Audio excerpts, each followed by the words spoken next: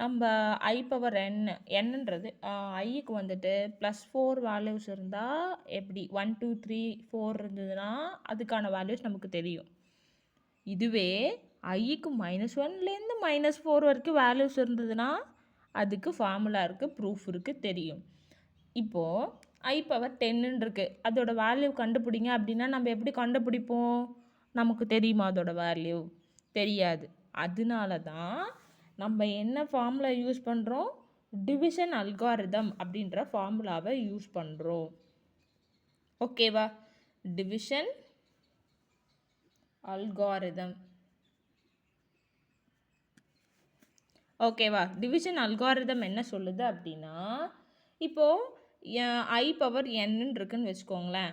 ஐ power என்னுக்கு வந்துட்டு என்னன்றது some integers. ஓகேவா? என்னன்றது சம் இன்டீஜர்ஸ்.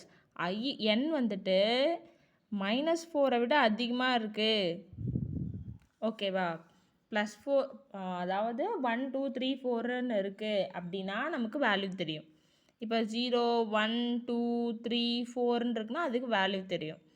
இதுவே என்னுக்கு வந்துட்டு கிரேட்டர் தென் -4 இருக்குது. இப்போ -1 -2 -3 -4 அதுக்கெலாம் நமக்கு வேல்யூஸ் தெரியும் தானே.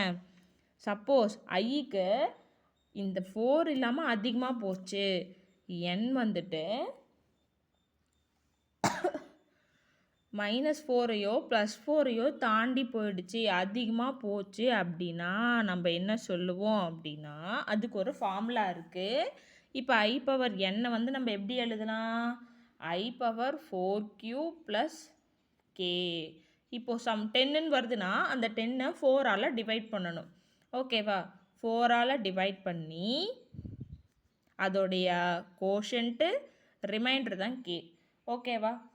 இப்போ நான் என்ன பண்ணுறேன்? இது ப்ளஸில் இருக்குது. ஐ பவர் 4க்யூவையும் ஐ பவர் கேவையும் ஸ்ப்ளிட் பண்ணலாமா? ஏன்னா ஏ பவர் m + n நான் எப்படி எழுதலாம்? A power m into a power என்னன்னு எழுதலாம்.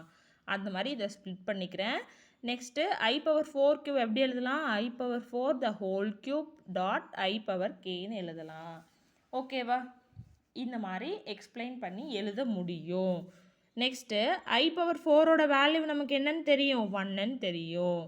அப்போ ஐ பவர் 4ஓட வேல்யூ 1ன்னா 1 பவர் க்யூன்னு வரும் டாட் ஐகே.